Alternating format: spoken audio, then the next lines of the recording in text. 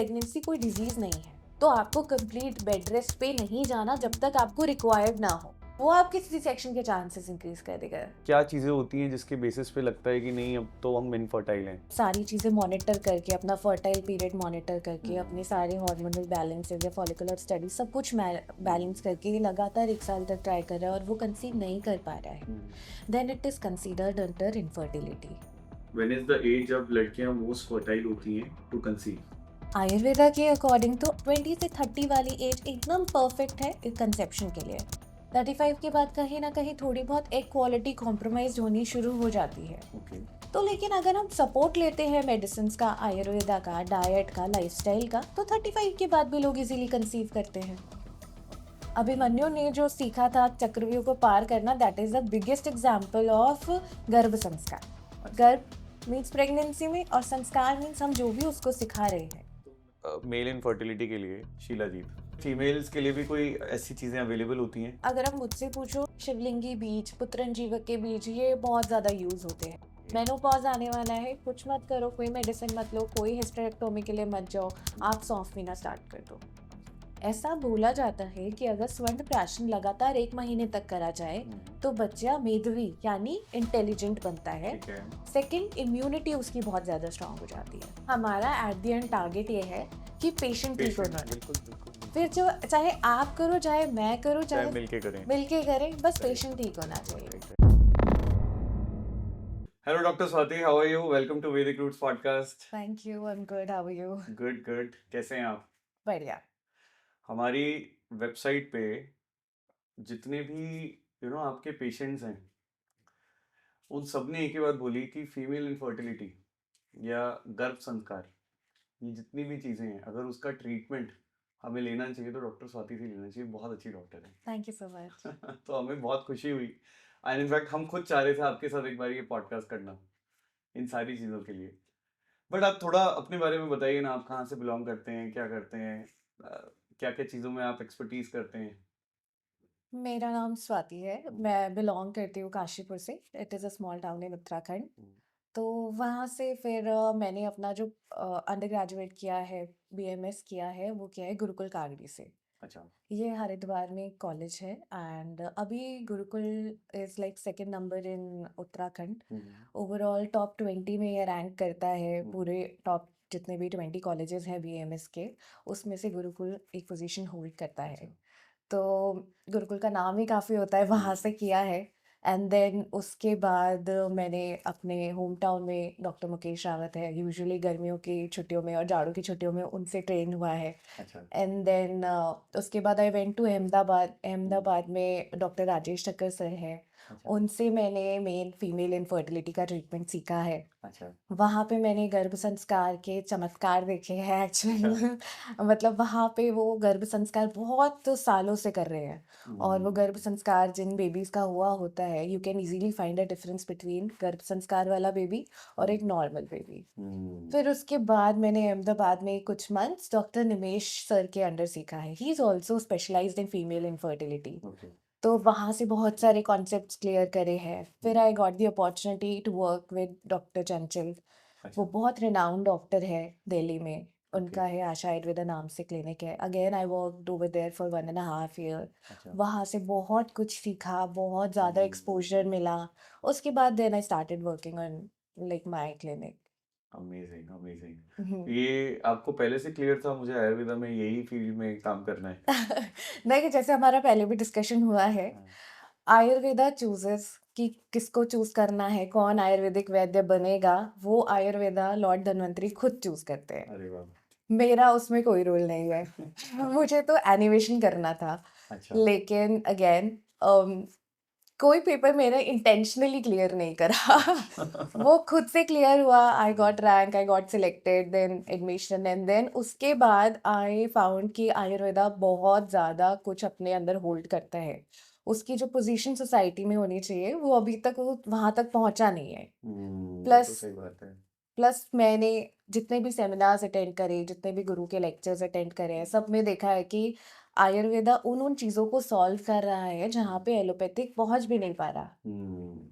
मतलब ठीक है, दोनों पैथीज़ अपने में अच्छी है। I am hmm, not like saying कि एलोपैथिक बेकार है, आयुर्वेदा अच्छा है, दोनों अच्छे हैं, but there are some places जहाँ पे आयुर्वेदा का अपना इतना अच्छा रोल है हम्म, कि आपको एलोपैथिक की ज़रूरत भी नहीं है। अच्छा।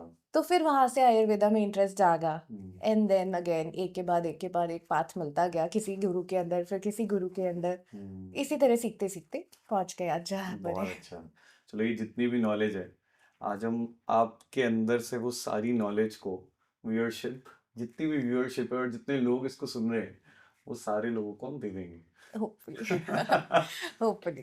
तो I think let's start with the most basic question कि इनफर्टिलिटी जिसमें आप स्पेशलाइज करते हैं वो क्या है, उसके अंदर क्या क्या चीज़ें इन्वॉल्व होती हैं, और आप कौन से टाइप की इनफर्टिलिटी देखते हैं? क्योंकि जो मुझे समझ आता है, एक मेल इनफर्टिलिटी भी होती है, एक फीमेल इनफर्टिलिटी भी होती है, तो आप दोनों टाइप की इनफर्टिलिटी देखते हैं?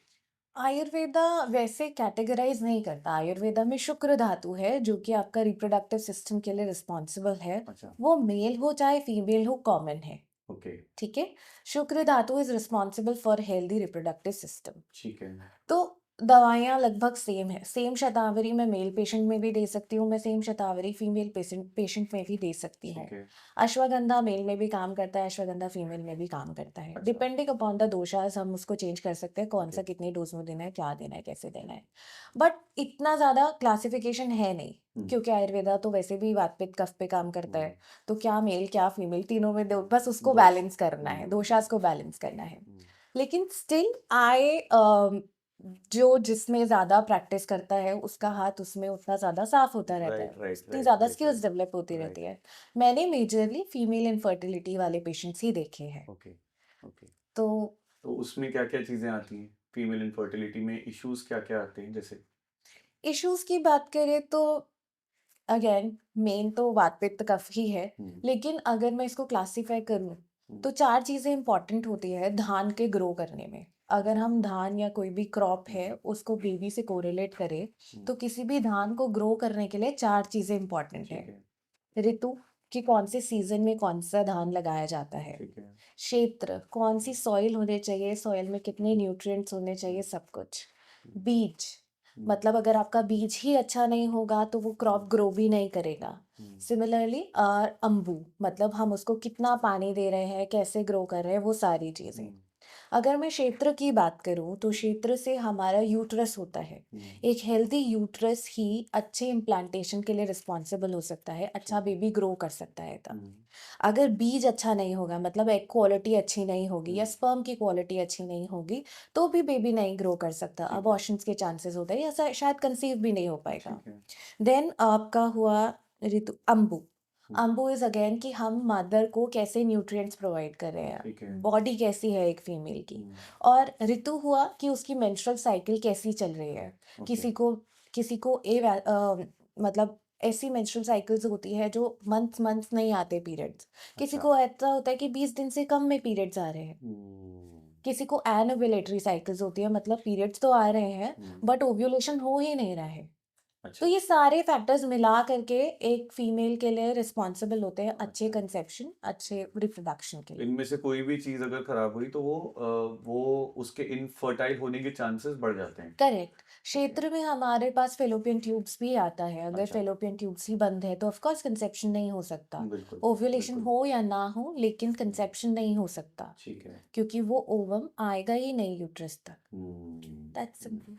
तो ये जो जैसे यूट्रस की प्रॉब्लम्स होती हैं, पीसीओडी पीसीओएस होता है, या इससे रिलेटेड और भी जो भी प्रॉब्लम्स होती हैं, वो सब कहीं ना कहीं सबको कंट्रीब्यूट करती है, क्योंकि पीसीओडी पीसीओएस वगैरह जैसी चीज़ें आजकल बहुत ज़्यादा बढ़ गई हैं फीमेल्स में, एटलीस्ट यंग फीमेल्स में काफ़ी बढ़ गई हैं। करेक्ट। पीसीओडी में जनरली एनओव्यूलेटरी साइकिल होती है, मतलब कि जो ओवम है वो रिलीज ही नहीं हो पाता ओवरी से। ओके। ओवरी के अंदर छोटी छोटी छोटी छोटी बहुत सारी सिस्ट बन जाती है, ठीक क्योंकि है। एक फॉलिकल ग्रो होता है, हम्म, फिर वो और एक ग्राफियन फॉलिकल बनता है। ठीक जब वो है। पूरा मैच्योर हो जाता है तो हम्म, वो रप्चर होता है और उसके अंदर से छोटा सा ओवम रिलीज होता है जो कि ओके। फॉलिकल जो कि फेलोपियन ट्यूब के अंदर जाता है, ठीक है। फिम्ब्रिए के थ्रू। तो अगर वो मैच्योर ही नहीं हो पा रहा हम्म, फॉलिकल, तो वो वहीं पे सिस्ट की फॉर्म कर लेता है। ऐसे ही हर महीने बहुत सारी सिस्ट बनती रहती है और फिर अच्छा। फाइनली जो हमारे पास पिक्चर आती है सामने, हम्म, वो होती है PCOD, okay. Polycystic ovarian disease. Okay. तो ये मतलब ये जो इश्यूज होते हैं, पहले इन्हें रिजॉल्व करना होता है in order to work on infertility, या फिर ये अगर ठीक करो, ये दोनों इंडिपेंडेंट चलते हैं, मतलब पीसीओडी सब चीज़ें आपस में कोरिलेटेड है। इंटरलिंक्ड है? ओके। तो आप अगर पीसीओडी में डील कर रहे हो तो आप सिर्फ सिस्ट को रिजॉल्व करके नहीं डील कर सकते। आपको साइमल्टेनियसली आपको सारी एचपीओ एक्सिस मतलब ओके। जितने भी हॉर्मोन्स है उसको रेगुलेट करना होगा, क्योंकि हॉर्मोन्स रेगुलर होंगे तो अपने आप फॉलिकल ग्रो करेगा, अपने आप यूट्रस की लाइनिंग बनेगी और पीसीओडी होगा ही नहीं। तो हम सिर्फ एक चीज, आयुर्वेदा तो साफ साफ कहता है ना कि डिजीज पे वर्क नहीं करते, हम बॉडी पर काम करते हैं। अगर हम पूरी बॉडी पर काम कर रहे हैं ना तो कोई एक पॉइंट भी नहीं छूटेगा। अगर हम कोई एक पार्ट पे काम कर रहे हैं तो हो सकता है, अगर मैं ओवरी पे काम कर रही हूँ हो सकता है मेरा एचपीओ एक्सेस लैक कर रहा हो सकता है यूट्रस अच्छा नहीं हो।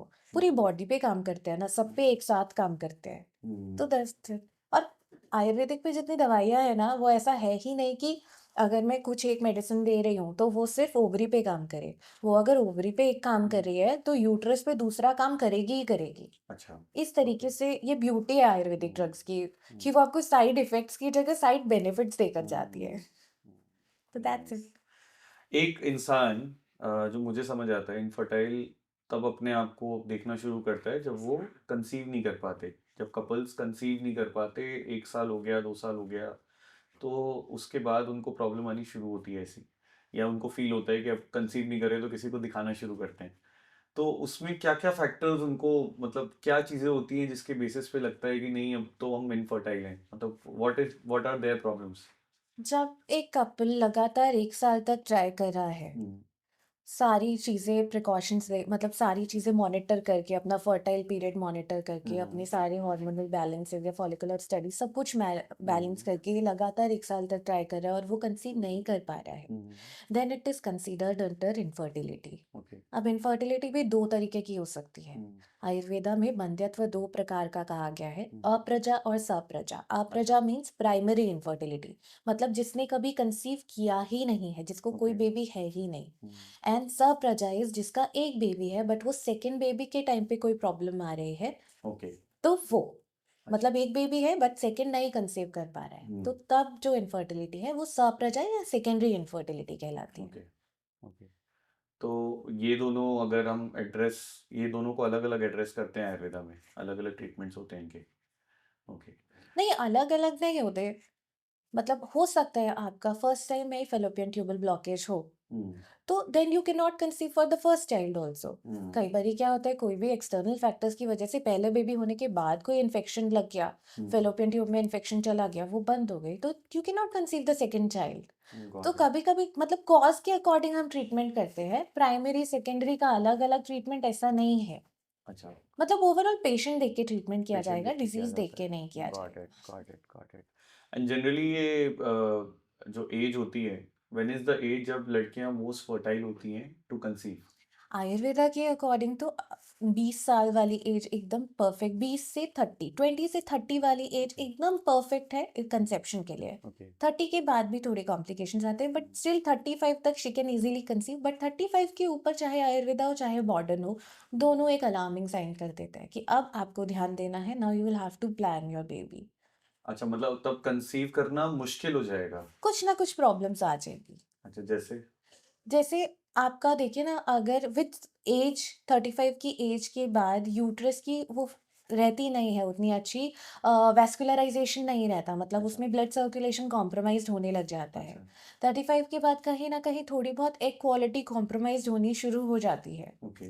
तो लेकिन अगर हम सपोर्ट लेते हैं मेडिसिन का, आयुर्वेदा का, डाइट का, लाइफस्टाइल का, तो 35 के बाद भी लोग इजीली कंसीव करते हैं। ओके। ओके। तो इसमें आयुर्वेदा क्या क्या सॉल्यूशंस प्रोवाइड करता है? मतलब अगर किसी को 35 के बाद किसी को हम्म। कंसीव करना हो, तो मॉडर्न मेडिसिन तो मुझे जहाँ तक समझ आता है आईवीएफ ट्रीटमेंट्स वगैरह के जरिए काम कर सकता है।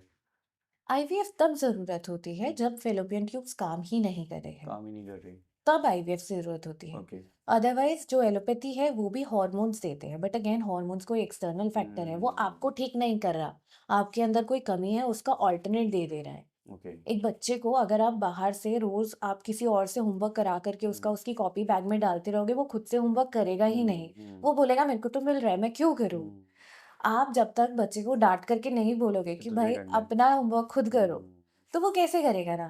तो हम्म, हम यहाँ पर क्या करते हैं कि सिखा मतलब बॉडी को ऐसे ट्रेन करते हैं या ऐसी हम्म, मेडिसिन देते हैं कि वो अपने आप ही समता यानी नॉर्मल बैलेंस की बैलेंस में ओर आ जाए। पहुंचती जाए। अच्छा, we do not provide the hormones externally, अच्छा। मतलब ऐसा नहीं काम करके नहीं दे रहे, हमें बॉडी को खुद ही काम करना है। तो आपका क्या इसमें, आप क्या आयुर्वेदिक मेडिसिन देते हैं? हाँ, ओके। तो उससे ये मतलब इनफर्टिलिटी की जो चीजें होती हैं ये रिवर्स हो जाएंगी? डिपेंड करता है कि कारण क्या है। अच्छा। ऐसा नहीं बोला आयुर्वेदा में भी कि हम्म, सब कुछ ही साध्य है, सारी बीमारियां हम ट्रीट कर सकते हैं। अच्छा।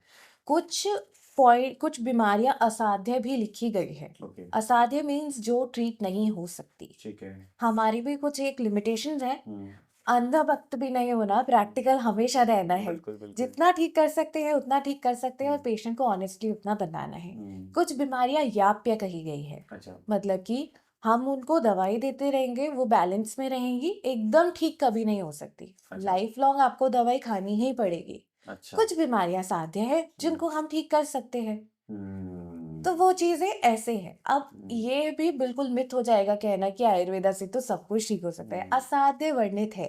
इनफैक्ट आयुर्वेदा में भी लिखा गया है इतने इस प्रकार के रोगियों की तो चिकित्सा ही नहीं करनी। अच्छा, ऐसा भी आयुर्वेदा में लिखा अच्छा। गया है। We have the authority to choose our own patient. हम हम्म, मना कर सकते हैं अगर हमें लगेगा कि उसके वो गुण हैं ही नहीं अच्छे पेशेंट हम्म, बनने वाले, वी कैन से नो। हम्म, तो ये भी सब आयुर्वेदा में लिखा हुआ है। हम्म, और रही बात चिकित्सा कैसे करते हैं हम इनफर्टिलिटी की, तो वो ना पहले हम शुद्धि करते हैं। अच्छा। गर्भ संस्कार जो एक हम्म, कॉन्सेप्ट है, गर्भ संस्कार, ओके। वो सिर्फ प्रेगनेंसी के बाद का नहीं है।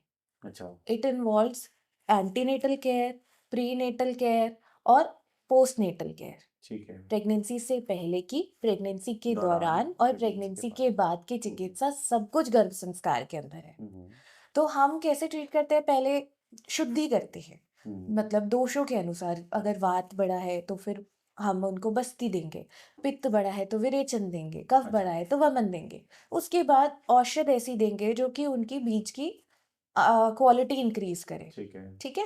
अगर यूट्रस में कोई परेशानी है तो ऐसी मेडिसिन देंगे कि यूट्रस की क्वालिटी इनहेंस हो। अच्छा, उत्तर बस्ती लगेगी तो उत्तर बस्ती करेंगे अगर अच्छा। हमें लगता है ज़रूरत है। हम्म, पिचू एक बहुत ही अच्छी चीज़ है, जैसे हम्म, पेसरीज मॉडर्न में आज आज आई हैं। हम्म, पर वजाइनल टैबलेट्स आज रखने की आई हैं। हम्म, आयुर्वेदा में तो पिचू पहले से दिया हुआ है, डायरेक्टली वजाइना में आप मेडिसिन इंसर्ट करो, ओके। वहीं से वही काम हो जाएगा। अच्छा। तो ये तो बहुत पहले से चला आ रहा है। तो ये सारी चीज़ें करके हम चीज़ें ठीक करते हैं और हम्म, फिर प्रेगनेंसी जैसे आती है पेशेंट की। ओके, तो ये तो हो गया प्री नेटल केयर। हाँ, पोस्ट में क्या रहता है, मतलब एंटीनेटल में क्या रहता है कि हम प्रेगनेंसी के दौरान, एक बहुत ही अच्छी चीज़ है आयुर्वेदा में, मासानुमासिक वृद्धि, अच्छा। जिसमें यह लिखा गया है कि कौन से मंथ में फीटस का क्या ग्रो करता है। जैसे पंचम षष्ठी बुद्धि, सिक्स्थ हम्म, मास में ब्रेन डेवलप करता है। ठीक है। पंचमे मनः, हम्म, पांचवें मंथ में मन डेवलप करता है। हम्म, उसके अकॉर्डिंग ट्रीटमेंट करते हैं हम। हम्म, बुद्धि जिस मंथ में डेवलप हो रही है, हम ऐसी मेडिसिन देते हैं कि बेबी का ब्रेन डेवलप हो। ठीक है। ऐसी एक्टिविटीज मदर और फादर से करवाते हैं जिसमें उनका ब्रेन डेवलप हो बच्चे अच्छा। का। अभिमन्यु ने जो सीखा था चक्रव्यूह को पार करना, that is the biggest example of गर्भ संस्कार। अच्छा। यस, तो वो गर्भ से तो सीख के गया ना। अच्छा। गर्भ मीन्स प्रेगनेंसी में, और संस्कार मीन्स हम जो भी उसको सिखा रहे हैं। तो मतलब एक जब कोई कपल प्रेग्नेंट होता है तो उस प्रेगनेंसी के दौरान अगर एक आयुर्वेदिक तरीके से अप्रोच करा जाए उस पूरे 9 महीने के पीरियड को, तो आप बोल रहे हो आयुर्वेदा की हैबिट, अपनी हैबिट्स के साथ एक स्ट्रक्चर्ड वे में आप उस बच्चे को एक अच्छी केयर दे सकते हो। करेक्ट, हम ओके। बेबी का पहले से प्लान कर सकते हैं कि बेबी हम्म, हेल्दी हो, हम्म, बेबी का मन बहुत अच्छा हो। हम्म, अभी देखिए, एक एक आती है सोच क्रिमिनल वाली, एक आती है सोच हीरो वाली। हम्म, वो सब इस पे डिपेंड करता है कि मदर ने क्या देखा है अपनी प्रेगनेंसी में, कौन से अच्छा। सीरियल्स देखे हैं। वाह। ऑनेस्टली मेरा personal experience, I tell you what my mother did, जो मैं बाद में उनको बोलती हूँ। मेरी मम्मी ने फिर कोई है डरावना बहुत देखा है, मतलब शी अच्छा। Used to watch that horror show a lot. अच्छा। अभी अगर मेरे पीछे से कोई भह करके कर देना, मैं बहुत डर जाती हूँ। अच्छा। ये मेरी प्रकृति है। तो वो मेरी अच्छा। मदर की वजह से मुझ में आई है। ओके। तो ये ओके। ऐसा है, उस वजह से हुआ है। This is I found out later जब मैंने पढ़ा कि मम्मी ये आपकी वजह से मेरे अंदर आ गया। तो वो वैसे है, तो we can introduce many habits okay baby के अंदर okay and okay very good habits also. तो इसीलिए हम बोलते हैं 7वें महीने में क्या पढ़ना है, म्यूजिक क्या सुनना है, this is all the part of गर्भ संस्कार। अच्छा, तो इसमें और क्या क्या चीज़ें, generally medicine, lifestyle change, diet change, सब कुछ होता है? मेडिसिन आती है कुछ, हम्म डाइट आता है, हम्म लाइफस्टाइल आती है। हम्म आपके लाइफस्टाइल के अंदर में आपको कौन सा म्यूजिक सुनना है, आपको कौन सी बुक्स पढ़नी है, हम्म बुक्स कौन से मंथ में पढ़नी है। हम्म, फिर उसके अलावा आपको क्या क्या गेम्स खेलने हैं। Even father is involve in गर्भ संस्कार। अच्छा, ऐसा नहीं है बेबी को सिर्फ मदर से ही अटैचमेंट करनी है। ओके, 6th मंथ में जब ब्रेन डेवलप हो रहा है तब उसके सेंसरी ऑर्गन्स भी डेवलप हो रहे हैं। हम्म, उस मंथ में फादर को बेबी से बात करनी है ताकि उसे पता रहे कि वो ओ, मम्मी का बच्चा नहीं है अकेला। Even father has its role. तो hmm it involves everything. Hmm 9th month में डिलीवरी अच्छी हो, मतलब नॉर्मल डिलीवरी के चांसेस इनहेंस हो। हम्म, नॉर्मल डिलीवरी के दौरान कोई भी टीयर नहीं हो, मस्कुलर अच्छा, टीयर नहीं हो। उस सबको स्ट्रेंथ प्रोवाइड करने के लिए उस टाइम पे बस्तियां दी जाती है, हम्म घृतपान कराया जाता है। बेबी के डिलीवरी के बाद बेबी की केयर कैसे करनी है, कौन सी मेडिसिन लेनी है, स्वर्णप्राशन देना है, मदर की अभ्यंग होना है, मदर का बॉडी में मसाज होना है, मदर की यूट्रस को स्ट्रॉन्ग करने के लिए, हम्म, वापस अपनी शेप में लाने के लिए भी मेडिसिन दी गई है। अच्छा, it doesn't stop till delivery. वो आपको हम्म प्रॉपर 6 मंथ की केयर है। हम्म तो इसलिए garbh sanskar is not just during pregnancy. Hmm. तो ये डिलीवरीज वगैरह में भी आयुर्वेदा डॉक्टर जैसे आप हैं, उसमें भी कोई रोल रहता है या फिर वो? हाँ, बिल्कुल कर सकते हैं। आयुर्वेदा के बाद स्पेशलाइजेशन है, अगर गायनेक में स्पेशलाइजेशन करते हैं तो डेफिनेटली नॉर्मल डिलीवरीज करा सकते हैं। एक ब्रांच होती है इसकी? यस। अच्छा, किस नाम से? प्रसूति तंत्र, स्त्री रोग एंड प्रसूति स्त्री तंत्र। रोग एंड प्रसूति तंत्र, अच्छा। यस, तो उसके अंदर जो उसमें स्पेशलाइज करते हैं वो नेचुरल डिलीवरीज उसके जरिए करा करवा सकते हैं। सकते हैं। Got it. तो आपने बेसिकली पूरा ये एरिया फ्रॉम इनफर्टिलिटी अगर कोई है, फिर prenatal care, postnatal I'm care. not a postgraduate. I'm a plain BMS doctor. Therefore, I do not go for deliveries. अच्छा, नॉट गो फॉर हाँ, डिलीवरीज। बट हाँ, delivery तक की journey तक हाँ, आई विल बी देयर। अच्छा, delivery के बाद के जर्नी के लिए I will be there. But delivery के लिए आई जनरली आस्क पेशेंट कि आपके घर के पास में जो भी सेंटर है आप वहाँ पे जाकर के अपनी डिलीवरी प्लान करवा लीजिए। Got it. अच्छा, ये सब अब ओवरऑल इनफर्टिलिटी को अगर हम मॉडर्न मेडिसिन से कंपेयर करें, हम्म तो उसमें और हमारे आयुर्वेदा में क्या फर्क है? हम ट्यूबल ब्लॉकेज को उत्तर बस्ती से ट्रीट कर सकते हैं, जिसकी chances are 70 80 and sometimes even 90% कि वो ठीक हो जाएगा। अच्छा, बट आप अगर उसके लिए सर्जरी, लैप्रोस्कोपिक सर्जरी हम्म, होती है मॉडर्न में, जिसमें चांसेस है ओनली 20 to 30%। अच्छा, हम ट्यूब को सिर्फ ओपन नहीं करते, ट्यूब के अंदर जो छोटे छोटे सिलियाज है जिसकी वजह से मोबिलिटी आती है, हम्म। वो भी अच्छा करते हैं। आप फेलोपियन ट्यूब्स की बात कर रहे हैं? यस, अच्छा, फेलोपियन ट्यूब्स की बात करती हूँ। फेलोपियन ट्यूब्स के अंदर जो छोटे छोटे सिलियाज हैं उनकी मोबिलिटी भी अच्छी रहे, उस पर भी वर्क करती है। ओके, वो चीज़ वहाँ पे नहीं है। हम्म एप्पल बम स्कोर एक चीज़ होती है आयुर्वेदा में हम्म जो ये यूट्रस की रिसेप्टिविटी को डिनोट करता है। हम्म, ठीक है, इसका कोई मॉडर्न के पास ट्रीटमेंट नहीं है। अच्छा, but we have successfully treated those cases. Okay, एप्पल बम स्कोर 14 से 17 पे इंक्रीज किया है, इवन ज़्यादा भी इंक्रीज किया है। अच्छा, जिसके अगर एप्पल बम स्कोर 15 से कम होता है, रिसेप्टिविटी अच्छी नहीं होती, हम्म, तो लो वेट हेपारिन के इंजेक्शन डेली फीमेल को लगते हैं all the way 9 month. Every अच्छा, डे वन इंजेक्शन 9 मंथ लगता है। हफ्ते में एक इंजेक्शन प्रोजेस्टेरॉन का लगता है। अच्छा, दीज आर ऑल इंजेक्शंस, तो वो हम्म काफ़ी पेनफुल प्रोसीजर हो जाता है। हम्म तो लेकिन अगर हम एप्पल बम्स को नेचुरली उत्तर बस्ती से ठीक कर रहे हैं, हम्म मेडिसिन से ठीक कर रहे हैं, तो उसके बाद उसकी ज़रूरत ही नहीं पड़ती। हम्म, तो ये सारी अच्छी चीज़ें हैं। अच्छा। इनफर्टिलिटी स्पेसिफिकली, जैसे आपका जब एक कंसीव कर रहे होते हैं, तो मुझे लगता है आयुर्वेदा ट्रीटमेंट किस पॉइंट से वो कंसीव से पहले शुरू कर देना चाहिए, जब सो आपके दैट? मन में आए कि बेबी प्लान करते हैं, हाँ, तब just go visit a nearby doctor. Hmm वो प्रॉपर आपकी बीट शुद्धि कराएंगे। हम्म शुद्धि में आपका विरेचन वमन जो भी पंचकर्मा है वो ठीक है, कराएंगे, ठीक जिससे है, एग क्वालिटी इन्हांस होगी। ठीक है, फिर even Ayurveda is so deep, इतनी अच्छी चीजें आयुर्वेदा में बताई गई है। हम्म 5,000 साल पहले से फॉलिकुलर मॉनिटरिंग तो अब जाके स्टार्ट हुआ ना, हम्म पहले से दिन बताए गए हैं किस किस दिन पे रिलेशन बनाना है, and those are the most common fertile days for 90% of the females. अच्छा। तो वो आपको ये भी बताएंगे कि किस दिन आपको रिलेशन बनाना है, इंटरकोर्स करना है, किस दिन से क्या क्वालिटी एनहांस होती है, किस दिन नहीं भी रिलेशन बनाना वो भी मेंशन्ड है। तो वहां से फिर जब आप कंसीव कर लेते हो, तब से तो पूरी जर्नी है ही है। ओके। तो ओके। मतलब अब आपके मन में ख्याल आया कि ओके अभी फैमिली प्लानिंग स्टार्ट करते हाँ। हैं, then just go visit a nearby Ayurvedic doctor. आप अपना कंसल्टेशन लो, सब कुछ ग्रेजुअली अच्छा अच्छा होता ही चला जाएगा। नाइस। नाइस। ये मुझे लगता है ये चीजें लोगों को पता नहीं है, ये तो। हम्म, नहीं पता है, बट धीरे धीरे पता लगने लग रही है। हाँ। अभी डॉक्टर चंचल जिनसे मैंने सीखा है, हु हाँ। Is my Guru, she is doing a wonderful job in Ayurveda, अच्छा। इन इनफर्टिलिटी। मैंने उनसे ही सीखा है सब कुछ। हम्म। मोस्ट ऑफ द नॉलेज जितनी भी मेरे पास है, सब उनका छोटा छोटा अंश है जो मैंने उनसे सीखते गई हूँ। हम्म। तो उन्होंने जितना मुझे सिखाया, she is doing wonderful. Daily उनके पास 150 पेशेंट्स उत्तर बस्ती, मतलब 180 to 100 उत्तर बस्तीज होती है, और उनकी 150 के अराउंड कंसल्टेशंस जाती हैं, उनके अच्छा। पूरे सेंटर पे 150 कंसल्टेशंस डेली जाती है। तो हम्म। हम्म। पीपल आर अवेयर, बट हाँ उतना नहीं जितना मॉडर्न के बारे में। हाँ, तो है क्या कि जो न्यू एज लोग हैं, न्यू एज बच्चे हैं, मुझे लगता है उनको और उनकी फैमिलीज जो भी मॉडर्न अर्बन एरियाज में रहे हैं, उनकी अवेयरनेस कम है।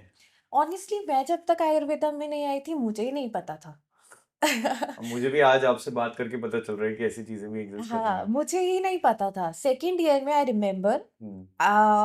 एक सेमिनार्स होते हैं 6 दिन के लगातार। अच्छा। ठीक है, मतलब सेमिनार भी नहीं बोल सकते, वो पूरी गुरुकुल परंपरा ही है जो फॉलो होती है, हम्म। विश्व आयुर्वेद परिषद के नाम अच्छा। से। ठीक है, उसमें हम 6 दिन के लिए जाते हैं। हम्म। 5 बजे उठते हैं, 5 बजे उठ के हवन करते हैं। हम्म। हवन करने के बाद हमारे लेक्चर स्टार्ट होते हैं, मतलब ब्रेकफास्ट होता है, ब्रेकफास्ट के बाद लेक्चर स्टार्ट होते हैं, ठीक है। जिसमें पूरे इंडिया से बहुत फेमस फेमस फेमस और बहुत ही ऑथेंटिक आयुर्वेदा को फॉलो करने वाले गुरुज आते हैं। अच्छा। वो अपने टॉपिक पे, अपने फोटेज पे लेक्चर देते हैं। हम्म। हम वहाँ से सीखते हैं, ऑनेस्टली हम्म। इंस्पायर होते हैं। सेकेंड ईयर में जब मैं गई थी, नई नई बच्ची हम्म। थी, जब मैंने सुना इतना सब कुछ हो रहा है, मैंने राजेश ठक्कर सर जिनके पास मैं हम्म। अहमदाबाद में सीख कर आई हूँ ना, हम्म। सेकेंड ईयर में उनका एक लेक्चर अटेंड किया था बस। अच्छा। तो उन वो लेक्चर से हम इतना इंस्पायर हो जाते हैं कि हम उत्तराखंड से अहमदाबाद गुजरात जाने के लिए रेडी हो हाँ। जाते हैं। लोग महाराष्ट्र भी जाते हैं, सब जगह जा जाकर सीख कर आते हैं। तो इस तरीके से अलग अलग स्पेशलाइजेशन वाले ना लेक्चर्स होते हैं। तो गॉट इट। वहां से हमको थोड़ा थोड़ा अवेयरनेस स्टार्ट होता है। बट पॉइंट प्रॉब्लम ये भी है कि अभी क्या हुआ है ना, ये सिर्फ गुरुकुल के, मतलब जितने भी बीएमएस स्टूडेंट्स हैं उनके लिए लेक्चर्स है। हम्म। तो ये नॉलेज बाहर उतनी नहीं जा पा रही है। अच्छा। हमें अंदर ही अंदर तो चीजें पता चल रही है, हम्म। पर कॉमन लोगों को शायद आपके पॉडकास्ट से अब पता बिल्कुल चलनी बिल्कुल शुरू हो बिल्कुल। गई है। नहीं, ये तो ज़रूरी है। हमारा भी जो विजन है इस चीज़ को लेकर, वो यही है कि ये ऐसी इतनी अच्छी अच्छी चीज़ें हैं आयुर्वेदा में कि लोगों को कहीं ना कहीं उसकी नॉलेज होनी चाहिए एटलीस्ट। ये तो आपका जो आप जो चीज़ हैंडल करते हैं, ये तो बहुत अच्छी चीज़ है कि अगर कोई बेबी प्लान कर रहा है तो तभी से ही आप आयुर्वेदा को फॉलो करना शुरू कर दो, सो दैट अगले 1 1.5 साल में, 2 साल में आपकी ओवरऑल पूरी हेल्थ परिवार ही अच्छी। आपका हेल्थ अच्छा होगा। करेक्ट। तो ये तो मुझे लगता है that is one of the best things. But अब जैसे कोई एक बिल्कुल प्रैक्टिकल केस लेते हैं हम्म। कि अगर कोई पेशेंट आया आपके पास हाँ। कि यार हम तो 2 साल से ट्राई कर रहे हैं, अभी तो कुछ भी नहीं हुआ, मैं तो खूब सारे हमने मॉडर्न डॉक्टर्स पे जाकर हमने वो कर लिया, ट्राई कर लिया, लेकिन अभी मुझे कुछ फर्क नहीं पता चल रहा। तो अब आयुर्वेदा से आपका ट्रीटमेंट प्रोसेस क्या होगा? How would you approach that patient step by step? Okay, पहले हम पूरी हिस्ट्री लेते हैं। तीन ठीक है। चिकित्सा के है, मतलब परीक्षा कह लो, हम्म। जितना भी हम जज करते हैं पेशेंट को। मतलब प्रोग्नोसिस और डायग्नोसिस तक हम कैसे पहुंचते हैं, वो हम्म। तरीके होते हैं: दर्शन, स्पर्शन, प्रश्नन। ठीक है। दर्शन इज हम पेशेंट को देखेंगे, हम्म। देखने के बाद ही हमें काफी सारी चीजें पता चल जाती है कि उसकी प्रकृति कैसी है। अच्छा। जैसे उसका हेयर कैसा है, थिक है, शाइनी है, मतलब कफज है, ज्यादा अच्छा। जल्दी जल्दी बोल रहा है तो हो सकता है वातज है। हम्म। पित्तज है, ज्यादा सफेद बाल है तो मतलब पित्तज पर्सनालिटी हो सकती अच्छा। है। एक्ने है पस वाली, पित्तज पर्सनालिटी। मतलब हम देख हम्म। करके बहुत सारी हम्म। चीजें बता ठीक सकते है। हैं। फिर आता है प्रश्नन, वी आस्क क्वेश्चंस, ठीक है। पेट कैसा साफ होता है, हम्म, फिर आपको क्या क्या परेशानी, मतलब we ask them a lot of questions. ठीक है। पीरियड्स ठीक आते हैं, पेन होता है नहीं होता है, ये सारी चीजें। ठीक है। दर्शन हो गया, प्रश्नन हो गया, स्पर्शन। स्पर्शन में हम टच करके पेशेंट को काफी सारी चीजें पता लगा सकते हैं, जिसमें एक बहुत इंपॉर्टेंट चीज होती है नाड़ी परीक्षा। अच्छा।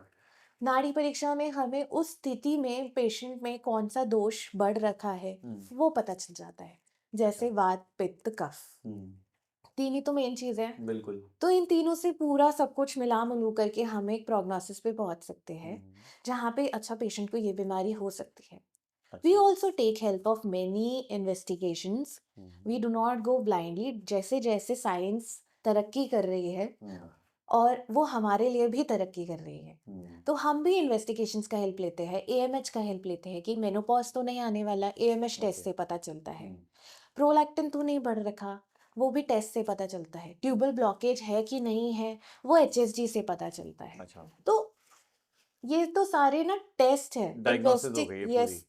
इन्वेस्टिगेशंस हैं जो हेल्प करता है आपको डायग्नोसिस तक पहुंचने के ठीक है। लिए। ठीक है। वो कोई एलोपैथिक नहीं है, वो कोई आयुर्वेदिक नहीं है, तो वो आप वो सबको टेस्ट कंबाइन है। करके। हाँ। नहीं, we do not combine Ayurveda and allopathic, अच्छा अच्छा। We combine the technology. जितना बना है, मतलब हाँ जो भी इनोवेशंस हुई हैं, हाँ। हम उसको साथ में लेकर के बिल्कुल। पुराने ज्ञान को नहीं भूल करके फिर एक चिकित्सा तक पहुंचते हैं। राइट राइट जैसे राइट। अगर आप मुझसे बात करो, एचएसजी तो टेस्ट है ना, हम्म। वो कोई एलोपैथिक टेस्ट थोड़ी है, राइट वो राइट कोई राइट राइट। आयुर्वेदिक टेस्ट नहीं है, बिल्कुल बिल्कुल। वो एक टेस्ट है। राइट। जैसे जैसे हम प्रोग्रेस कर रहे हैं, उस प्रोग्रेस में जितने इन्वेंशंस हो रहे हैं, जितनी भी हमें नई नई टेस्ट के बारे में पता चल रहा है, वो हमें एज आयुर्वेदिक डॉक्टर भी हेल्प करता है। बिल्कुल और आप मेरे पास आए, बिल्कुल। मैं अपने वात पित्त कफ का ज्ञान अगर आपको देने लग गई ना, हम्म। आपको विश्वास है तो आप मानोगे। हम्म। कई लोगों को नहीं है, they need a physical solid proof कि भाई कर क्या रहे हो मेरे साथ। Right right right. उनको एचएसजी की पहले की रिपोर्ट, एचएसजी के बाद की रिपोर्ट चाहिए कि ट्यूब्स खुले हैं, कि हम्म। एप्पल बम स्कोर इंक्रीज हुआ है। हम्म। तो we definitely take help of okay. Investigations, and okay. Then we reach up to a diagnosis that is completely Ayurvedic, and then move forward according to it. ठीक है। अब जब आप मूव फॉरवर्ड करते हैं तो then what is your next step in terms of. जो दोष बढ़ा है उसको कम करना है, जो दोष कम है उसको बढ़ाना है, अच्छा। At the end balance balance में क्रिएट लेकर आना करना है। और है। ये कितने टाइम का प्रोसेस रहता है जनरली? डिपेंड करता है, अगर हम किसी के ट्यूबल ब्लॉकेज को ट्रीट कर रहे हैं हम्म। तो we take help of panchakarma like uttar basti. Uttar बस्ती एक पंचकर्मा है जिसमें मेडिसिन यूट्रस के अंदर डाला जाता है। अच्छा। ओके। यूट्रस के अंदर जब हम मेडिसिन डालते हैं तो वो डायरेक्टली फेलोपियन ट्यूब्स तक जाती है, वहाँ पे जो भी ऑब्स्ट्रक्शन होता है उसको क्लियर आउट कर करके फिर फेलोपियन ट्यूब्स क्लियर होती है। अच्छा। Sometimes we get the clear fallopian tubes in just 2 months, hmm. Sometimes we take 3 months। हम्म। अगर 3 months में भी नहीं हुआ तो पेशेंट को उत्तर बस्ती कभी कभी 6 months भी जाना पड़ता है, हम्म। 6 months या 5 months या 6 months जाना पड़ता है, देन वो हम्म। क्लियर हो जाती है। Hmm. But definitely we take the help of diagnostic procedure known as HSG. हम जज करते हैं उसमें, ठीक है। हमें दिख जाता है ऑब्स्ट्रक्शन क्लियर हुआ है कि नहीं क्लियर हुआ है, ये आगे और क्लियर हो सकता है कि नहीं हो सकता, ठीक है। And then we move forward. एंड एलोपैथी में इसका क्या ट्रीटमेंट है स्पेसिफिकली सीखा? Laparoscopic surgery. सर्जरी है। ओके। इसका कोई मतलब मेडिकेशंस नहीं है? मेडिकेशंस के फेलोपियन ट्यूबल ब्लॉकेज एलोपैथिक में मेडिसिन से क्योर नहीं हो। अच्छा। ठीक है। और आयुर्वेदा में हम उसको जो आप बोल रहे हैं उत्तर पंचकर्मा, उत्तर बस्ती बस्ती से कर पंचकर्मा से सकते हम हैं। करते हैं। अच्छा। अच्छा, इनफर्टिलिटी लेकिन कई बारी एक जॉइंट प्रॉब्लम भी होती है, हम्म राइट? हम्म कि इनफर्टिलिटी फीमेल को तो है, बट शायद उसको जितनी प्रॉब्लम हो सकता है मेल को भी प्रॉब्लम हो। करेक्ट। एंड इसीलिए हम स्टार्टिंग में ही मेल और फीमेल दोनों के जो बेसिक टेस्ट होते हैं वो करा लेते हैं। अच्छा। सीमन एनालिसिस मेल का कराया जाता है, उसमें अगर कोई भी प्रॉब्लम है तो उसको डील किया जाता है। जैसे अगर काउंट कम है हम्म। तो हम अलग मेडिसिन यूज करते हैं।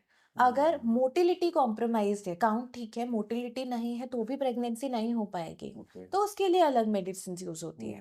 एग्लूनेटेशन एग्लूनेटेशन है या फिर क्लम्पिंग है या कुछ भी इस तरीके का है तो उसके लिए अलग मेडिसिन यूज होती है, अच्छा। तो वो भी ठीक होता है। We have treated the patient, male patients as well. मतलब मैंने भी अपने मतलब अपने पेशेंट्स में अगर किसी मेल को प्रॉब्लम है तो मैं बेसिक मेडिसिन देती हूँ।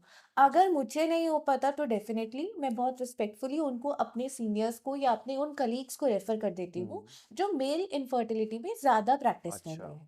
Got it, got it, got it. तो ये मतलब एक कंबाइंड ट्रीटमेंट की तरह ही चलता है। Got it. एंड इस ट्रीटमेंट को आपने जैसे बताया 2 से 3 महीने तो लगते हैं। फिर उसके बाद ये प्रॉब्लम मतलब ख़त्म ही हो जाती है या फिर उसके बाद वापस रिकरेंस के चांसेस रहते हैं, तो इसको हमें फ़ॉलो करते रहना पड़ता है? कोई भी चीज़ तब खराब होगी, कोई भी ऑर्गन में इन्फेक्शन तब हो मतलब हुँ, प्रॉब्लम तब होगी अगर हम वहाँ पे हाइजीन मेंटेन नहीं कर रहे। अच्छा। या फिर अपनी लाइफ़स्टाइल चेंज कर रहे हैं या हुँ, फिर आप अपना डाइट गड़बड़ कर रहे हो। अगर आप अपना हाइजीन मेंटेन कर रहे हो, अपना डाइट मेंटेन कर रहे हो, हुँ, लाइफ़स्टाइल मेंटेन कर रहे हो, तो वो प्रॉब्लम नहीं आएगी। ओके। अगर दोषास को बैलेंस में रख रहे हो, तो वो गड़बड़ नहीं होंगी ना। अगर आप डाइट, लाइफ़स्टाइल गड़बड़ कर दोगे, तो प्रॉब्लम फिर से आ सकती है। वो मेरे में क्या, एलोपैथिक में क्या, वो किसी होम्योपैथिक में भी में, आएगी, वो तो किसी में भी आएगी। सही बात है। इट डिपेंड्स कि आप गड़बड़ करोगे, तो आपकी प्रॉब्लम दोबारा आ सकती है। हुँ। हम वहाँ पे कुछ वो थोड़ी करें जादू-टोना, वी नहीं, आर नहीं, वो जस्ट तो सही ट्रीटिंग बात है, इट। सही बात है। जनरली आपके हिसाब से as in when you talk to patients, तो क्या आपको एक एरिया लैग लगता है जिसकी वजह से प्रॉब्लम्स आजकल बढ़ भी रही हैं? लाइफ़स्टाइल। अच्छा, स्पेसिफिकली क्या उसमें? मतलब आप कितने बजे उठते हो?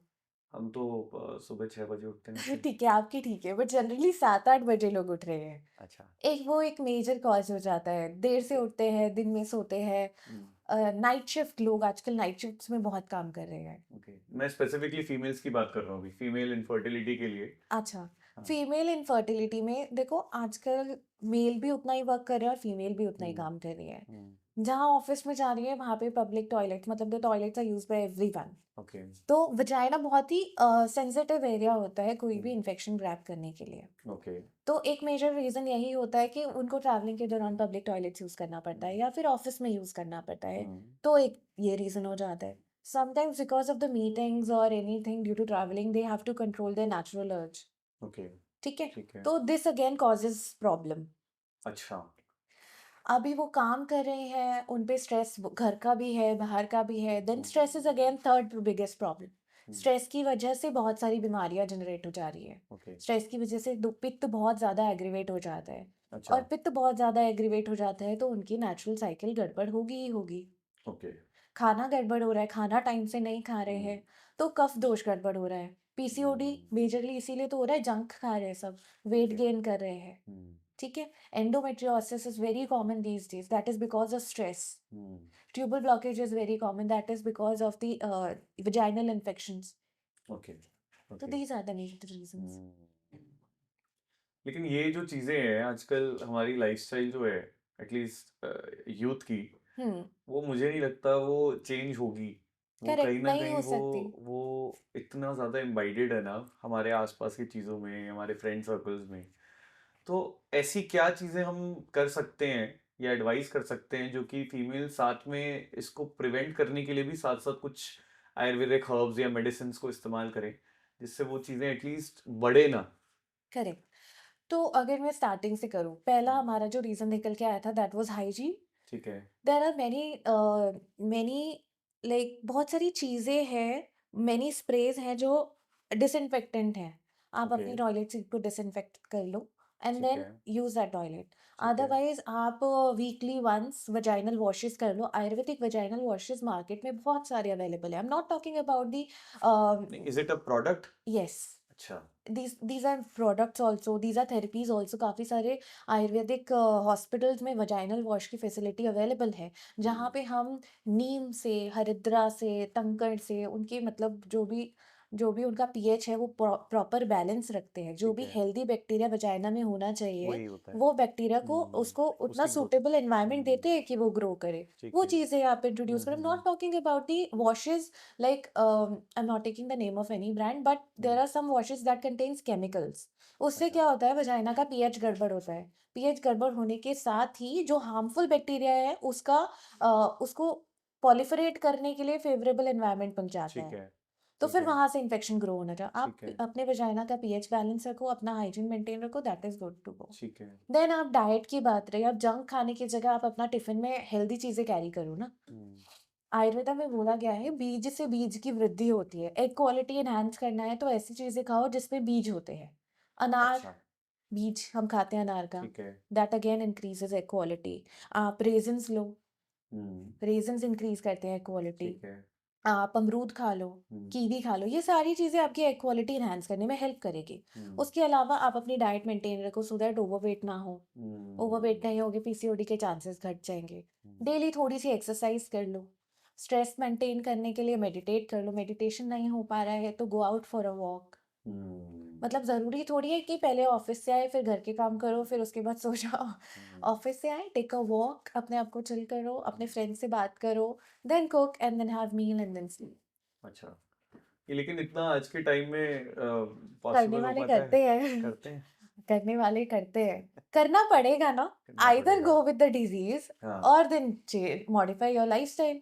नहीं, अच्छा, अगर कोई मतलब किसी की लाइफस्टाइल खराब है, कोई स्मोक कर रहा है, कोई ड्रिंक कर रहा है, एंड देन आफ्टरवर्ड्स अब उन्होंने डिसाइड किया कि now we have to conceive या we have to start getting pregnant, तो उस टाइम तक आते आते आई मीन काफी डैमेज हो भी चुका होगा, हाँ, तो उसको भी उसको रिवर्सल करने में टाइम लगेगा, लेकिन वो पॉसिबल हो जाता है फिर आराम से, वो सारी चीजें हो जाएंगी। हम दोषास को बैलेंस करते हैं ना। हम अच्छा। जो जितनी भी शुद्धि कर रहे हैं, पंचकर्मा हम्म। कर रहे हैं, उसके बाद एक क्वालिटी की मेडिसिन कंटिन्यू कर रहे हैं, ठीक है। तो वो हो जाएगा बैलेंस। हम्म।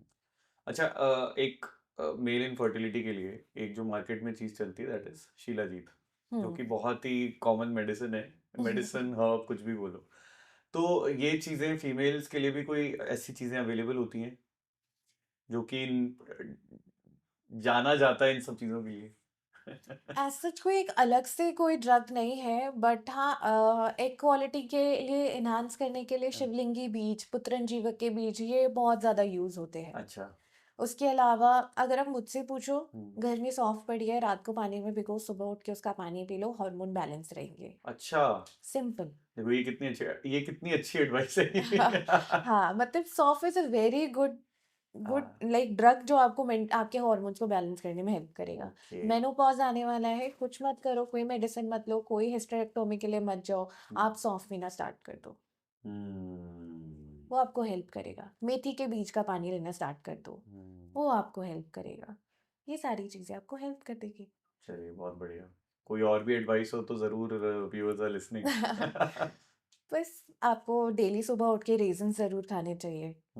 दवाई से तो अच्छा ही होता है टेस्ट। दवाई से तो अच्छा ही तो होता है। रेज़िन से राइट। आप सौंफ का पानी लो, मेथी का पानी लो, बस दैट्स इट। ऐसे भी आपके वैसे केसेस रहे हैं जहाँ पर आपको मतलब एलोपैथी के साथ मिलकर काम करना पड़ा? डेफ़िनिटली रहे हैं। अच्छा। जैसे मैंने बताया आपको कि हर चीज़ साध्य नहीं है। हम्म। देयर आर सम केसेस जो हम भी ट्रीट नहीं कर सकते। ठीक है। एचएसजी की फ़िल्म जब हमारे सामने आती है और हम्म। ट्यूब्स दिखता है कि भाई ये नहीं ही ठीक हो सकते, हम्म। हम भी पेशेंट को बोलते हैं कि आपके ट्यूब्स काम नहीं करेंगे, दैट डज़न्ट मीन कि आप बेबी नहीं प्लान कर सकते। हम्म। टेक्नोलॉजी ग्रो करी है, साइंस ग्रो करी है, हम्म। आईवीएफ है, हम्म। आप जाओ आईवीएफ की ओर। बट आपकी एग क्वालिटी इतनी अच्छी हो कि आपके जो एम्ब्रियो बने वो टॉप क्वालिटी के हो, वो रिस्पॉन्सिबिलिटी हम लेते हैं। अच्छा। आपका इम्प्लांटेशन अच्छे से हो, हम्म। आपका यूट्रस में ज़ोन फ्लो अच्छा हो, आपका यूट्रस हेल्दी हो, वो रिस्पॉन्सिबिलिटी हम लेते हैं। अच्छा। वो रिस्पॉन्सिबिलिटी हम हम्म। लेते हैं। तो definitely we have taken the help of IVF for hmm. Our patients जहाँ पे उन्होंने आईवीएफ कराया है, हम्म। बट सारी आईवीएफ की प्रिपरेशंस हमने करके दी है। अच्छा। देयर वर केसेस जो पहले आईवीएफ पेशेंट गया है, हम्म। तो उसका एक भी एम्ब्रियो नहीं बना। हम्म। बट जब हमने उनकी शुद्धि करी है, उनकी उत्तरबस्ती करी है, उसके बाद उसके हमने एक क्वालिटी एनहांस करने की दवाई चलाई है, फिर जब उन्होंने oocyte रिमूवल के लिए वो लोग गए हैं, तो नंबर ऑफ oocytes भी ज़्यादा निकले हैं। अच्छा। उसके बाद जो एम्ब्रियो फॉर्म हुए हैं, वो भी अच्छी क्वालिटी के फॉर्म हुए हैं हम्म। और इम्प्लांटेशन भी सक्सेसफुली हुआ है।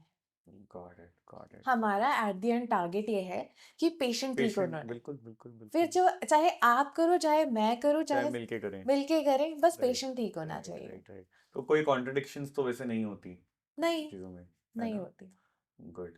ऐसा मतलब आयुर्वेदा को मतलब एक अच्छे डॉक्टर के साथ कंसल्ट करके अगर इन सब चीज़ों में बढ़ा जाए, तो I mean it's a very good scope कि आपकी आने वाली लाइफ भी फर्टाइल तो होगी, प्लस आपका आज का टाइम भी अच्छा जाएगा, जो मुझे समझ आ रहा है। Correct. Right, perfect. a healthy sexual life is also very important in a healthy married life. Right तो वो चीज़ें, वो वाले फैक्टर्स भी इम्पोर्टेंट हैं।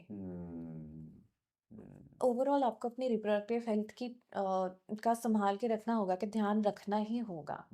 You can not neglect that. Got it. अच्छा, केसेस की बात करते हैं, जैसे आपने अभी बोला, तो किस टाइप के केसेस, कोई पेशेंट स्टोरीज हैं तो वो थोड़ा सा बताइए ना। हाँ, डेफिनेटली। एक पेशेंट अभी आए थे मेरे पास, ये रीसेंट स्टोरी है। पेशेंट अभी आए थे, शी हैज लाइक 35 इयर्स की एज है उनकी। शी वेंट अच्छा for 3 IUI and 3 IVF in last अच्छा 4 years। Okay, as 35। 35। वो वैसे भी एज थोड़ी सी मतलब नॉर्मल से थोड़ी सी बड़ी एज है। But she went for the first IVF like in around like 32 years. Okay Yes. And then क्योंकि उनका ट्यूबल ब्लॉकेज था, इस ओके वजह से then she came to us. हमने पहले उनके और उनके हस्बैंड की दोनों की बीज शुद्धि करी थी, विरेचन और वमन करा ठीक करके। है and then we gave medicine to the husband as well, क्योंकि ओके उनकी रिपोर्ट में भी कुछ गड़बड़ थी। ठीक है but we gave him the medicine, so reports improve हुई, सब कुछ इम्प्रूव हुआ। इनफैक्ट फिर हमने उनकी उत्तर बस्ती भी करी थी साथ में, फीमेल की। फिर उस उत्तर बस्ती के बाद उनकी दोनों ट्यूब्स ओपन हो गई। अच्छा एंड इन दिसंबर में अभी लास्ट उन्होंने कंसीव किया है। अरे वाह, यस, नेचुरली। बहुत अच्छा, हाँ हाँ। ऑनेस्टली ऐसे जब मैसेजेस आते हैं पेशेंट के, खुशी जब होती वो, है। बहुत खुशी होती है। That actually gives us confidence सही। कि जो हम कर रहे हैं वो ठीक कर रहे हैं। ये प्योरली पूरा आयुर्वेदा के जरिए। प्यूरा Ayurveda, amazing no allopathic amazing, medicine were given. Great great. And then other than that, अभी लास्ट आई गेस 4 months पहले एक पेशेंट आई थी। She was trying so hard, उनको एंडोमेट्रियोसिस था। अच्छा उसमें तो हमने कोई पंचकर्मा भी नहीं दिया था, बिकॉज मेरी प्रायोरिटी थी कि उनको साइकिल में बहुत ज़्यादा पेन होता है। अच्छा तो मैं अभी सिर्फ उनके पेन को ही ट्रीट कर रही थी। ओके बट जैसा मैंने कहा कि आयुर्वेदा कभी एक चीज़ पर काम नहीं राइट करता। राइट राइट फर्स्ट मंथ की मेडिसिन में उनका पेन रिड्यूस हुआ, सेकंड मंथ में उनको पीरियड स्किप हुए, उन्होंने चेक किया and she was conceived and it was a got very it strong positive line. Got it got it then again this case was like very important for me. उसके अलावा there are many cases, I have reports, I will be sharing them with you. Okay patient का Apple balm score increase हुआ है। एक patient थी जिनका anti cardiolipin IgM was positive. अच्छा ये पॉजिटिव होता है तो लो वेट हेपारिन डोज ठीक है पेशेंट को डेली एक इंजेक्शन लगता है, ताकि उनका ब्लड अच्छे से यूट्रस में पहुंच पाए और अबॉर्शन के चांसेस कम से कम हो जाए। We went for some panchkarmas. We went for Uttar Basti along with Raktamokshan, which is again a panchkarma. And within 3 months, उनका ACL IgM got negative. Wow अब उनको जब भी वो कंसीव करेंगी, she is not planning right now, but she wanted her body to be perfectly fine. तो अब वो जब भी कंसीव करेंगे, there is no need of any injection all the way 9 months. तो again this was a big achievement for me. But ऐसे लोग जो है मुझे लगता है कमी है, क्योंकि वो पेशेंस जो है मुझे लगता है आज की जनरेशन तो लूज कर रही है कहीं ना कहीं, कि अच्छा उनको लगता होगा कि नहीं नहीं ये तो काम करेगा नहीं कर रहेगा, ये कर भी रहा है नहीं कर रहा। करेक्ट। बट हम रिजल्ट देते हैं ना। हाँ मतलब अगर आप IVF की साइकिल के लिए भी जा रहे हो, हम्म तो जब वो फेल होती है तो वो जो दुख होता है ना, उसके बाद लोग पेशेंस रखते हैं। हम्म अभी शी वो जो उन्होंने अभी दिसंबर में कंसीव किया है, she was so patient with me. Even sometimes मैं बोलती थी कोई नहीं, sometimes I might lose my patience. She was like there. She's a very strong patient. I must tell you, she's a very positive and a very strong patient. क्योंकि 3 आई हुए, 3 IVF के बाद उस बंदी ने हिम्मत नहीं छोड़ी। Sometimes I used to get scared, but she was like नहीं आप करो, मेरे से कोई प्रॉब्लम नहीं, आपको जो ठीक बनता है आप करो। Then they keep patience. ऐसा नहीं है, पेशेंस रखते हैं। और ऐसा नहीं है पेशेंस की ज़रूरत ही है हमेशा। अभी जो दूसरा एग्जाम्पल मैंने दिया उसमें तो उन्होंने 1 month में ही कंसीव कर लिया ना। राइट राइट राइट तो ऐसा नहीं है कि आयुर्वेदा टेक्स है। Got it.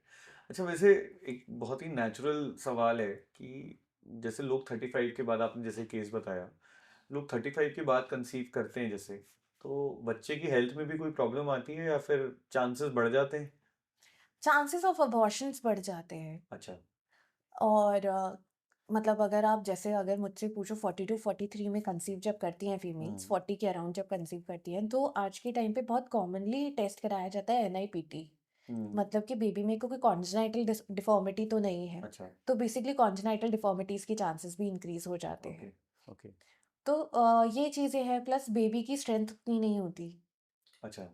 और कई बार मैंने ऐसा भी नोटिस किया है कि जब हम हार्मोनल थेरेपी से जाते हैं, जैसे आईवीएफ में बहुत सारे हार्मोन्स दिए जाते हैं ठीक फीमेल है। को, उसके बाद जो ऑफस्प्रिंग आती है ना, हुँ। उसमें आपको उन हार्मोन्स का दिखता है असर। अच्छा, हाँ, ओके। मतलब अगर एक फीमेल को बहुत ज़्यादा प्रोजेस्टेरॉन दिया गया था, ये एक हुँ, केस था जब मैं किसी के अंडर काम कर रही थी, तब मैंने देखा था। हुँ, हुँ, एक फीमेल थी, उनका आईवीएफ हुआ था, उनको बहुत सारे प्रोजेस्टेरॉन दिए गए थे, injections and low weight parents, a lot of external hormonal therapy was given. Hmm. उसके बाद जब उनकी बेटी हुई, उसको पीरियड्स में इतनी ज़्यादा प्रॉब्लम्स आई है, हुँ, इतनी हुँ। ज़्यादा, she was bleeding like for continuously 3 to 4 months without any breakage. उनका पीरियड्स बहुत जल्दी स्टार्ट हो गया था, बेटी का अराउंड 10 अच्छा, इयर्स में उनको स्टार्ट हो गए थे periods, okay. And then she was bleeding continuously for 3 to 4 months. Hmm, फिर उनकी बेटी को हमने आयुर्वेदा से ट्रीट किया था। हुँ। तो उनके टाइम पे उन्होंने आईवीएफ लिया था, उनकी बेटी हमारे पास एज़ पेशेंट आई थी। गॉट इट, ये गॉट इट। केस मैंने यार, देखा है। तो बहुत जनरेशन का केस हो गया पूरा 2। हाँ, बट मतलब ये इससे ये पता चलता है कि जो आप आईवीएफ के दौरान इतने इंजेक्शंस, इतने हार्मोन्स या कुछ हुँ, भी ले रहे हो, उसका इफ़ेक्ट आपके बेबी पे जाता ही पड़ता है। जाता है। बिकॉज़ हुँ, आपकी ब्लड से तो जितने भी न्यूट्रिएंट्स हैं, वो सारे वही बेबी को है, मिल रहे हैं, गॉट इट, गॉट इट। तो हार्मोन्स भी तो जा रहे हैं बेबी में, हुँ, तो वो चीज़ है। तो अवॉइड करना चाहिए जहाँ तक करा जा सकता है। हुँ। करेक्ट। अच्छा, एक और चीज़ जैसे बड़े सारे आजकल केसेस हो रहे हैं जहाँ पर मैरिज जो है उसमें एज गैप बहुत है। तो उसकी वजह से क्या होता है कि जैसे male is 38 39, um. Female is 28 29। तो ऐसे केस में फीमेल का हेल्दी रहना ज़्यादा ठीक रहता है या फिर फीमेल और मेल दोनों का हेल्दी रहना सही रहता है? फॉर एग्जांपल 38 की एज में अगर वो ट्राई कर रहा है तो इफ मेल इज ओके 38 की एज बट। मेल्स में जो एज है वो ज़्यादा दिया गया है। अच्छा। मतलब फीमेल का 40 तक वो कंसीव कर सकती है, बट मेल 50 में भी कंसीव कर सकते हैं। मेल 50 में भी कंसीव कर क्योंकि सकते हैं। फीमेल अच्छा। में जो ओवम है, वो बर्थ के टाइम पे जितने हैं उतने ही रहते हैं। एवरी मंथ एक एक एक स्टॉक होता है ओवम का, अच्छा, मतलब मेल्स का, फॉलिकल्स में, फीमेल्स का। फीमेल में ओके। ओवम या फॉलिकल्स का एक स्टॉक रहता है। अच्छा। वो बर्थ के टाइम पर होता है। एवरी टाइम उनको जब पीरियड्स आते हैं, हम्म। उसी उन्हीं उस स्टॉक में से 2-3 फॉलिकल्स यूज़ होते रहते हैं। वो अच्छा। चीज़ खत्म हो सकती है, तभी ओके। मेनोपॉज़ आता है। अच्छा वो। But in males got it. Sperms her every month बनते हैं, अच्छा। मतलब हर साइकिल में बनते हैं, तो वो हम्म। कभी स्टॉप नहीं होता। अच्छा। तो इसलिए वो अलार्म क्लॉक फीमेल्स में है। अच्छा, अलार्म क्लॉक जो है वो फीमेल्स में है, हाँ, मेल्स का 50 तक है आप बोल रहे मतलब हो? 50 या 60 आगे वो जिस तरीके से वो अपनी हेल्थ मेंटेन करे। अच्छा, तो मतलब 6 वैसे प्रॉब्लम नहीं आएगी लेकिन फीमेल्स के लिए एक हेल्दी बेबी के लिए स्पेसिफिकली फीमेल्स अगर 25 से 30 के बीच की एज की हो तो वो सबसे हेल्दी माना 35। जाएगा। 35 तक, 35 तक, got it. This is important information for the youth I think. Yes. Very, क्योंकि आजकल तो शादियां ही 35 के एग्जैक्टली, अराउंड हो रही है। एग्जैक्टली, यही मतलब मेरा भी एक ऑब्जेक्टिव था कि आजकल सब चीज़ें डिले जैसे हो रही हैं हम्म। तो एक मन में हमेशा एक टेंशन रहती होगी, मैरिज को लेकर तो होती है। इसीलिए तो एग्स प्रिजर्वेशन आजकल कितना कॉमन प्रिजर्वेशन हो है। गया है। तो उसका लेकिन उसके कोई साइड इफेक्ट्स नहीं है कोई? देखिए, आपको जब एग्स प्रिजर्व कराते हो हम्म। आप, तो वो हॉर्मोन्स तो दिए ही जाते हैं, हम्म। और आपकी फर्टिलिटी रिड्यूस हो जाती है। अच्छा। जब आपका बेस, मैंने बोला ना, स्टॉक में जितना था, हम्म। आपने एक साथ 5-6 निकलवा के, लेट्स जस्ट से 11 या 12 निकलवा के अलग रखवा दिया, हम्म। तो आपके वहां से अगर मेनोपॉज आपका 55 का था, हम्म। ऑटोमेटिकली वो 53 पर शिफ्ट हो जाएगा ना, हम्म। क्योंकि आपके स्टॉक में से अमाउंट कम हो रहा है। अच्छा, ये एक नई चीज, ये सुना ही नया है मैंने कॉन्सेप्ट, ऑनेस्टली बोलूं तो पता भी नहीं था मुझे कि मेनोपॉज आते आते ये चीजें होती हैं। क्योंकि एएमएच रिड्यूस हो जाता है ना। ओके। आप आईवीएफ से पहले एएमएच किसी पेशेंट का लो और आईवीएफ के बाद का लो, there will be a reduction. Got it, got it, got it. Nice. Important information for, all the female. people. Yes. Yeah. Nice. तो अब बात करते हैं थोड़ा सा, आई थिंक ये तो सब हो गया प्री प्री कंसीव। थोड़ा सा पोस्ट कंसीव में आपका एक स्वर्ण प्रश्न करके एक शायद हाँ, एक्सपर्टीज है, क्या यस। है, मैं थोड़ा सा समझना चाह रहा हूँ खुद भी कि एग्जैक्टली उसमें क्या होता है। स्वर्ण एक तरीके से वैक्सीनेशन समझ लो, अगर फॉर्म वैक्सीनेशन तो बिल्कुल नहीं है वो, लेकिन आज के टाइम पे हम जब लोगों को समझाते हैं तो हाँ। वैक्सीनेशन बोल करके समझा देते हैं। अच्छा।